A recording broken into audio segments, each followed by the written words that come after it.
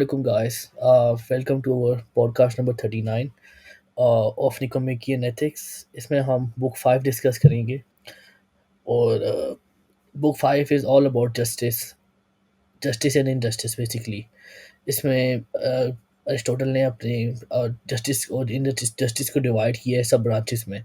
उसके अलावा उसने साथ में रिप्रिकॉशंस या फिर करेक्टिव जस्टिस और उनकी भी मेथड्स बताएं कि हम किस तरह इनजस्टिस को फिक्स भी कर सकते हैं on particular level and on society के लेवल पे भी। तो I will start with chapter number 1 which is जिसकी हेडिंग बेसिकली जो बुक मैंने और जो ट्रांसलेशन मैंने पढ़ी थी उसमें ये थी चैप्टर 1 के कि what is justice and injustice.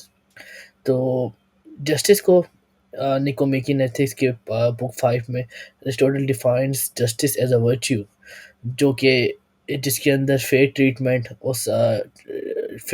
Involve होती है। और उसने क्या है कि जो भी एक्ट जिसमें फेयर ट्रीटमेंट हो भी, या फिर वो एक्ट जो है आपका पर्सनल लेवल पे है या सोसाइटी के लेवल पे, जो भी एक्ट जिसके अंदर फेयरनेस से ट्रीटमेंट की जाए, इट इज़ बेसिकली जस्टिस। उसने जस्टिस को फिर दो पार्ट्स में डिस्ट्रीब्यूट किया है, which is distributive justice and corrective justice. Distributive justice जो है this involves distribution of goods या resources in a society. Basically, for example, if there is a farmer and there is a military soldier, अगर एक society में एक बंदे को government ने टास्क दिया है कि you have to distribute sources, उसने मेरिट के लिहाज से देखना है कि कितनी रिसोर्सेज मेरिट के लिहाज से फार्मर को कितनी मिलेंगी और सोल्जर को कितनी मिलेंगी। अगर रिसोर्सेज डिस्ट्रीब्यूट हो रही हैं और गवर्नमेंट का जो ऑफिशियल है वो फार्मर को तलवार दे देता है और सोल्जर को बीज दे देता है या फिर हल चलाने वाला बैल दे देता है, तो वो दोनों के काम कुछ भी नहीं है, बिकॉज इन दोनों की जो प्रोफेशंस हैं दो तो कम्प्लीटली डिफरेंट प्रोफेशंस और दोनों के मेरिट जो है बिल्कुल डिफरेंट है। तो distributive justice is all about distributing goods and resources with in the society Fairlie. आगे जो है corrective justice is basically punishment of wrong doings. अगर कोई सोसाइटी में इनजस्ट एक्ट करता है या फिर इन सोसाइटी में as a whole injustice prevail हो रही है, तो corrective justice is all about giving punishment और नेसेसरी पनिशमेंट, और ताकि सोसाइटी जो है वो एक वेल फंक्शनिंग सोसाइटी बन सके। अब इसके बाद अरिस्टोटल हमें ये कहता है कि he introduces us to the principle of proportionality. अब वो कहता है कि प्रोपोर्शनैलिटी ये है अनुमान कि हम justice. Sorry to cut you off यार, ये corrective justice it's the same thing as rectificatory justice ना, क्योंकि I this the definition you gave वो मेरी ट्रांसलेशन में it's mentioned rectificatory justice. I am not missing anything out, right? Basically, yes, satisfactory justice.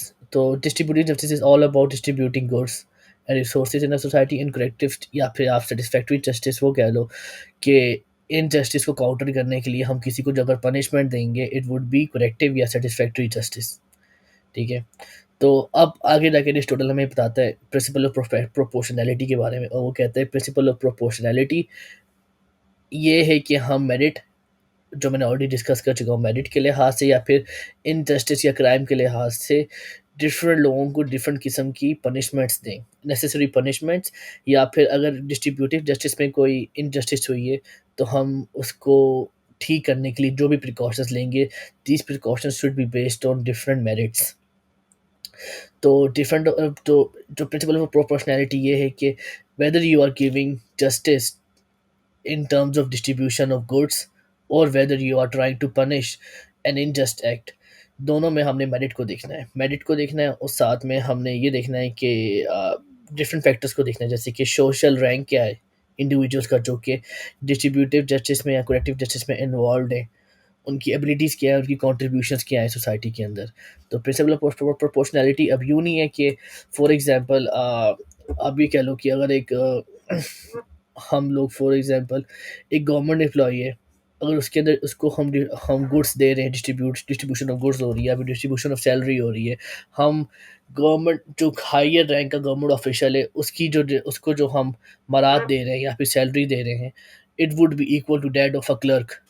No, their salaries would be different according to their ranks and their contribution to the society. और इसी तरह अगर कोई बंदा एक छोटा crime करता है और एक दूसरा इंडिविजुअल जो है individual B who did a bigger crime, तो यूँ नहीं कि हम दोनों को एक ही सज़ा देंगे। सज़ा भी डिफरेंट इंडिविजुअल्स के लिए डिफरेंट होगी, उनकी डिफरेंट एक्ट्स के मुताबिक होगी और उनकी डिफरेंट बरात के मुताबिक होगी। अगर एक फॉर एग्ज़ाम्पल अगर एक बड़ा हाई रैंकिंग गवर्नमेंट ऑफिशियल है, उसने कोई इनजस्ट एक्ट किया है, तो उसके लिए सज़ा डिफरेंट होगी, और कोई छोटा स्मॉल टाइम ठग है, उसने कोई चीटिंग की है, उसके लिए डिफरेंट किस्म की punishment होगी। तो over here Aristotle is just trying to say कि we should apply the principle of proportionality in both type of justice, whether it's corrective justice or whether it's distributive justice. आगे जाके Aristotle he discusses injustice. Injustice is whether it's it is giving too much or taking too much, या फिर you can say giving too little or too much to an individual. Injustice can be in terms of corrective justice and distributive justice. Distributive justice में ये हो सकता है कि अगर हम both individuals हैं, uh, both individuals का रैंक सोसाइटी में सेम है, अगर हम दोनों इंडिविजुअल्स का सेम रैंक है सोसाइटी में, हम एक को ज़्यादा दे रहे हैं और एक को कम दे रहे हैं, तो that would be injustice in terms of distributive justice. और इसी तरह जैसे मैं बता चुका हूँ, दोनों सिमिलर रैंक्स के जो ऑफिसर्स हैं, दोनों ने सेम गलती की है, मगर हम एक को फेवर दे के पनिशमेंट कम दें और दूसरे को पनिशमेंट ज़्यादा दें, that would be injustice in terms of corrective justice. उसके बाद Aristotle tries to distinguish between justice and injustice as a whole and as a particular, in terms of individuals and in terms of the whole society, or as a virtue. Aristotle कहता है कि कुछ लोग जो हैं they could be you can say they could be a virtuous person but they could do acts of injustice. ठीक है, तो ये जो किस्म की इनजस्टिस होगी it would be you can say particular injustice in their character, मतलब कि उन्होंने they don't usually do unjust acts but that would be injustice in according to that particular act. और अगर हम लोग यूनिवर्सल इंजस्टिस की बात करें, universal injustice can be as a whole, injustice एक सोसाइटी में प्रिवेल करती on large systematic scales in different countries, that would be universal injustice. और एरिस्टोटल वही कहता है कि जस्टिस उस वक्त तक as a whole as a virtue एक बंदे में, आप कह लो कि एक बंदे के अंदर हम लोग डिफाइन कर सकते हैं जब you can say कि ही हैज़ उसकी जो पूरी उसका जो पूरा करेक्टर है, पूरा जो डिस्पोजिशन है उसकी, it is he is a pious person, he regularly does just acts, he उसकी जो पूरी पर्सनैलिटी है it's based on justice, then that would be justice as a whole virtue. तो yes, particular justice, universal justice, and then there is particular injustice and universal injustice. Again particular injustice क्या है, specific situations या contract के अंदर या relationships के अंदर आपका इंटरेक्शन हो किसी के साथ, इंडिविजुअल्स के बीच में इंटरेक्शंस हैं, उनके अंदर जो एप्लीकेशन होगी जस्टिस की या फिर giving of justice in those contracts, relationships और other interactions on individual level, that would be particular justice. और यूनिवर्सल जस्टिस वो होगी जब एक whole government body makes laws for their society, और उन दो लॉज का पर्पस ये है कि टू मेक श्योर कि हर किसी को जस्टिस मिले, that would be the universal justice. Then आगे जाके थोड़ा सा कॉम्प्लेक्स हो जाता है ये, बुक 5 के चैप्टर 3 में। Over here Aristotle tries to tell us कि ये जो डिस्ट्रीब्यूटिव जस्टिस है इसमें ज्योमेट्रिकल प्रोपोर्शंस अप्लाई होते हैं, और ये जो करेक्टिव जस्टिस है इसके अंदर अर्थमेटिकल प्रोग्रेशंस या फिर अर्थमेटिकल प्रोपोर्शंस अप्लाई होते हैं। ये थोड़ा सा कॉम्प्लेक्स है, it's in terms of mathematics, but अगर मेरे पास कोई इसकी एग्जांपल हो तो मैं आपके साथ at the end of the podcast बीच में स्क्रीन शेयर करके दिखा दूंगा। फॉर इसमें आप ये कह सकते हो कि distributive justice में आ जाए, already told giving different distribution of sources in terms of merits, तो उसकी भी एक मैथमेटिकल इक्वेशंस है, छोटी सी एग्जांपल है मैथमेटिकल इक्वेशन की। और अगर आपने किसी को जस्टिस प्रोवाइड करनी है, in terms of their merit, that would be in terms of arithmetical progressions, मतलब कि minus plus division. वो आपको equation में I will show you at the end of the podcast. I will try to find it online. I would be able to explain it much easier अगर मैं उसको उस पर दिखा दूँ, स्क्रीन के ऊपर दिखा दूँ. अब्दुल्ला भी दिखा सकता है, Abdullah if he finds that. Okay, आगे जाके चैप्टर 5 में एरिस्टोटल डिस्कस करता है the idea of legal justice, और इसके साथ एक मतलब कि how legal justice is concern with fairness and equality of law and their applications in the society. उसने कहा कि लीगल जस्टिस का जो पर्पस होता है, it is concern with the laws of the society और not with the individual cases. Legal justice होगी, legal justice is much on a bigger scale. जब एक सोसाइटी बैठ के एक लॉ लिखती है अपनी सोसाइटी के लिए, जैसे कि हमें पता होगा पाकिस्तान का जो लॉ था, it was been written in 1974 first time when Bhutto came. तो those kind of laws are called legal justice, or those apply to the whole society on different levels. आगे जाके हमें एरिस्टोटल बताता है कि जस्टिस डिस्ट्रीब्यूटिव जस्टिस की दो किस्में हैं. एक तो है न्यूमेरिकल डिस्ट्रीब्यूटिव जस्टिस और एक है proportional distributive justice. Numerical distributive justice is not possible in any society. Numerical distributive justice means कि हम हर किसी को सेम सज़ा दें या हर किसी को सेम रिसोर्स डिस्ट्रीब्यूट करें.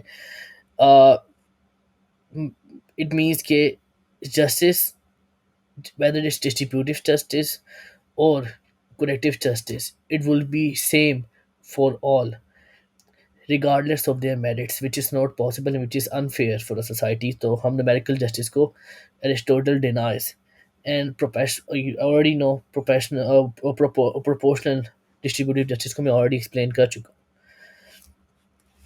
तो आगे जाके एरिस्टोटल आर्ग्यू ये करते हैं कि legal justice is very necessary for the functioning of society, और हमें मेक श्योर करना चाहिए कि we make equal laws. Society जो है, अगर इक्वल लॉस नहीं होंगे, it would be pushed into a total chaos. Legal justice provide करती है एक फ्रेमवर्क प्रोवाइड करती है for the society. Punishment punishment is a very really important aspect of legal justice. Punishment से आपको दो फ़ायदे होते हैं. एक तो पनिशमेंट मेक श्योर करती है कि जिस बंदे ने क्राइम किया उसको उसकी सज़ा मिले, और दूसरा ये है कि आने वाले जो दूसरे जो लोग या जो लोग जो पोटेंशियल था जिनके अंदर क्राइम करने का, उनको एक तरह की इबरत मिले. तो पनिशमेंट के दो फ़ायदे हो गए. एक तो जिसने क्राइम किया उसको सज़ा मिलेगी. दूसरा ये है कि बाकियों के लिए एक इबरत होगी that they won't commit the same that they don't commit the same crime after seeing the fate of the guy who committed the actual crime. और punishment should be also proportional, जिस तरह हमने ऑलरेडी डिस्कस कर चुके हैं. Different crimes के लिए different किस्म की पनिशमेंट्स होनी चाहिए. जैसे कि हमारे रिलीजन है, उसमें भी डिफरेंट क्राइम्स की डिफरेंट प्रमोशन है. तो चोरी के लिए हाथ काटे गए हैं, तो ज़िना के लिए डिफरेंट डिफरेंट प्रोपोर्शन में सज़ा है. कत्ल की डिफरेंट है, किसी का हक मारने की डिफरेंट है. तो प्रोपोर्शनैलिटी जो है ये पनिशमेंट में भी बहुत ज़रूरी है. मगर हमें हमेशा पनिशमेंट देते हुए डिफरेंट फैक्टर्स को भी कंसिडर करना है. These different factors can be age and the mental state of the offender. हमने एक तो मेरिट और क्राइम के लिहाज से तो पनिशमेंट को डिसाइड करना ही है, और साथ में एज के लिहाज से भी चेक करना है कि जो अगर एक ही किस्म का क्राइम दो डिफरेंट इंडिविजुअल्स ने कमिट किया है, दोनों की बीच में एक एज डिफरेंस है, तो हमने देखना है कि छोटा जो है, जो माइनर है, अगर उसने वही सेम क्राइम कमिट किया उसको कितनी सज़ा मिलनी चाहिए, और अगर एक एडल्ट है who can think for himself, उसने वही सेम क्राइम किया है तो उसको कितनी सज़ा मिलनी चाहिए. मेंटल स्टेट भी देखनी चाहिए ऑफेंडर की कि is the offender capable of thinking for himself, या उसकी मेंटल स्टेट सही है कि नहीं. और तो इसी तरह एरिस्टोटल ने इस चैप्टर के एंड में ये लिखा है कि punishment to give punishment in terms of proportionality is a really complex matters, because इसमें आपको एज भी कंसिडर करनी पड़ेगी, मेंटल स्टेट भी, आपको मेरिट भी देखना पड़ेगा, आपको उसके सोशल इंटरेक्शंस वगैरह. तो we it's a very difficult task, और इसके लिए हमें बकायदा इंडिविजुअल्स को ट्रेन करना पड़ेगा एक सोसाइटी में, अगर if you want to make a successful framework of punishment and legal justice in a society. आगे जाके ही कंटिन्यूज टू डिस्कस इनजस्टिस। इस जस्टिस में एरिस्टोटल अगेन करेक्टिव जस्टिस के ऊपर फोकस करता है। करेक्टिव जस्टिस में हमने ऑलरेडी लीगल जस्टिस को वो कर चुके हैं, डिस्कस कर चुके हैं। मगर वो यहाँ इस चैप्टर में ये डिस्कस करता है कि करेक्टिव जस्टिस वॉलेंटरी एक्शंस के लिए और इनवॉलेंटरी एक्शंस के लिए क्या होगी। वॉलेंटरी एक्शंस को ही हम अनजस्ट एक्शंस कह सकते हैं, बिकॉज वॉलेंटरी एक्शंस जो हैं उनके अंदर डेलिब्रेशन या फिर एक प्रोसेस ऑफ थॉट इन्वॉल्व होता है।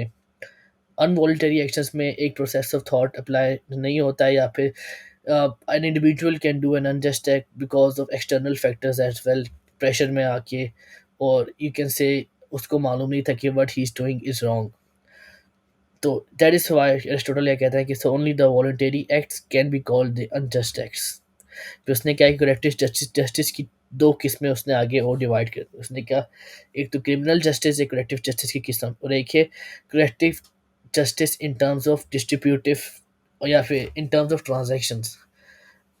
अब जो क्रिमिनल जस्टिस है, criminal justice is concern with punishing, और पनिशिंग, और इसका यही है कि अगर कोई हार्म कॉज हुआ है किसी अनजस्ट एक्ट की वजह से, तो उसकी मेडिकेशन या उसकी रेट्रीब्यूशन के लिए हम क्रिमिनल जस्टिस यूज़ करते हैं।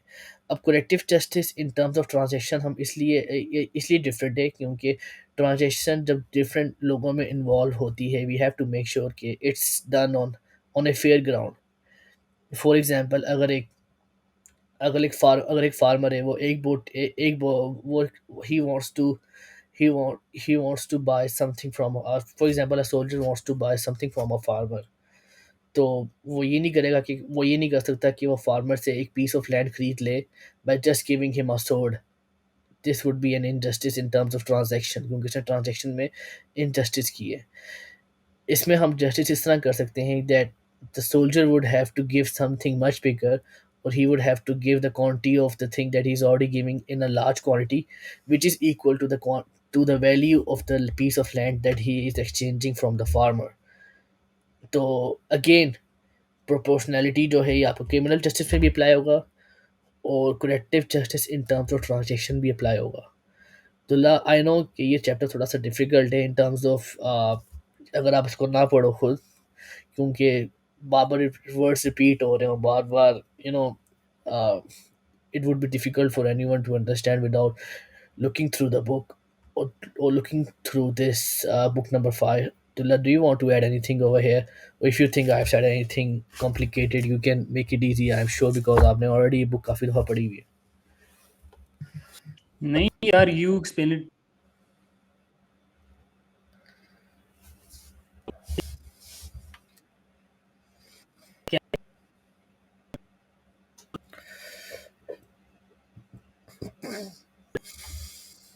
themselves are fairly simple and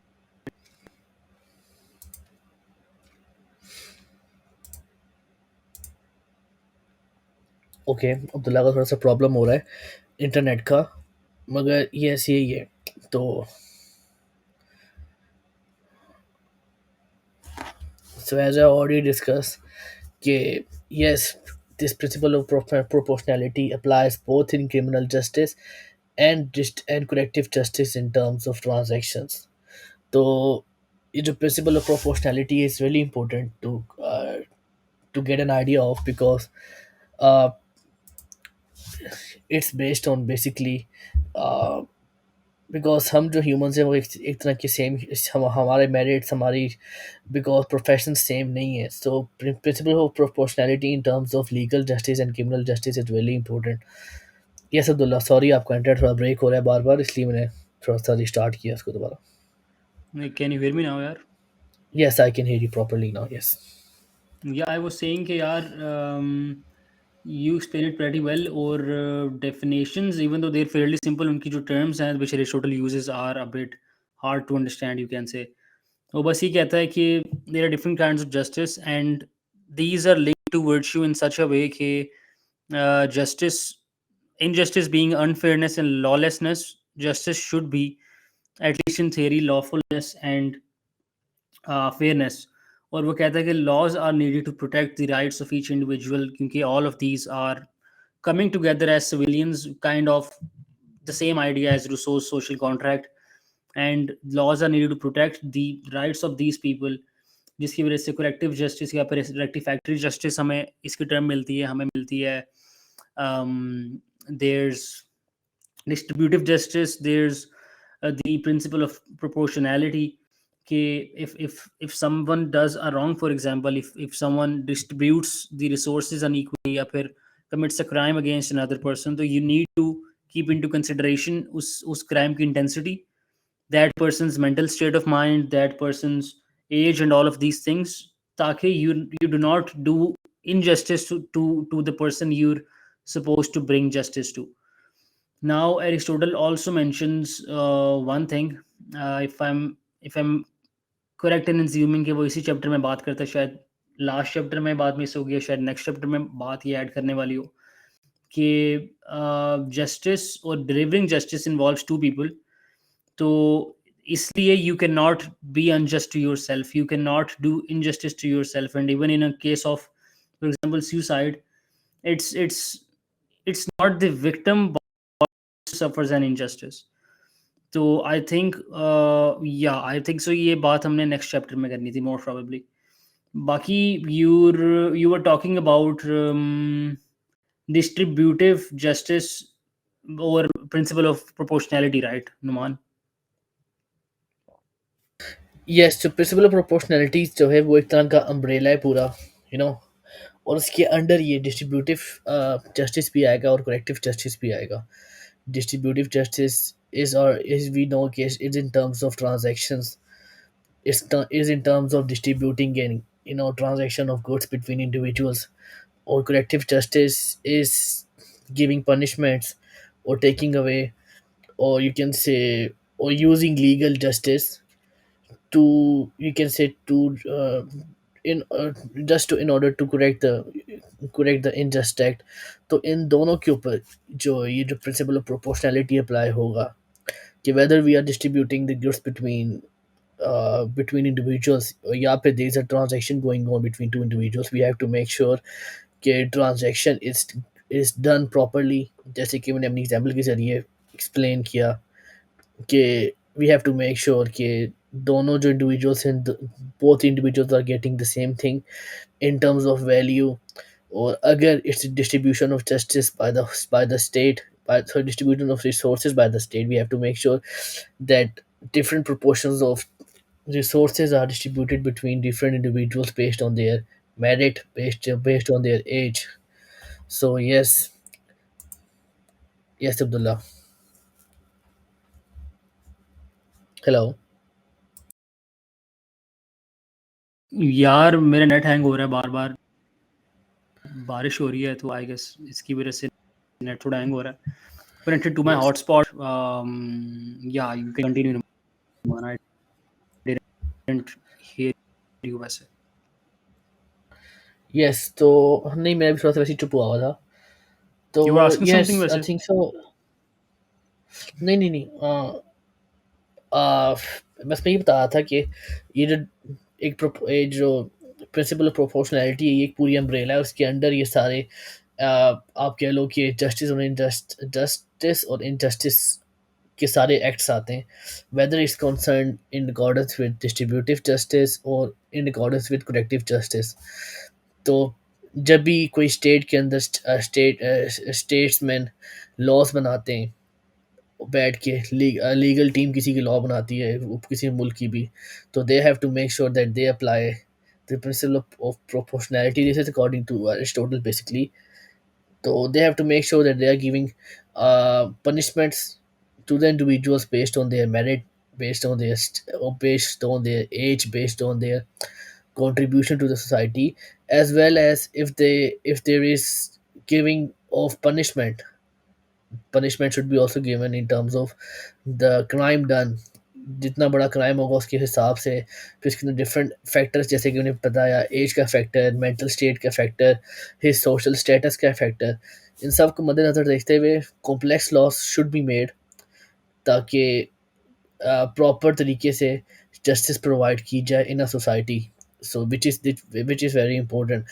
and Aristotle यहाँ ये कहता है कि अगर हम लोग इसको जहन में नहीं रखेंगे, हमारी जो सोसाइटी के अंदर एक तरह का टोटल केओस हो जाएगा। किसी भी सोसाइटी के अंदर अगर एक प्रिंसिपल ऑफ प्रोपोर्शनैलिटी को जहन में रख के कोई भी लॉ नहीं बनाया जाएगा या फिर कोई भी लॉ इम्प्लीमेंट नहीं किया जाएगा।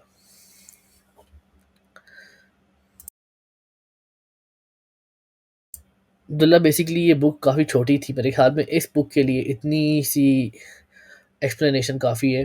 It's not that complex. I was trying to find those geometrical and arithmetical formulas for corrective and corrective justice. तो मुझे वो नहीं मिले. But anyone who has the book, who has Nicomachean Ethics, they can find in any translation basically. So it's very easy to understand, but yes, I won't be able to draw those equations over here. बहुत simple सी छोटी सी equation है, दोनों की कोई इतनी complex नहीं है, मगर yes, it's very easy. When you are reading the book, it would be very easy for you, Abdullah. तो मैं यहीं इसको ख़त्म कर रहा हूँ, and I think so this was very in detail in context to book number 5. Book number 5 इतनी बड़ी नहीं थी, it's a very short book, और इसमें basically यही सब कुछ डिस्कस हुआ है, distributive justice and corrective justice in terms of principle of proportionality. Abdullah, so I'll be ending the podcast over here. Thank you very much.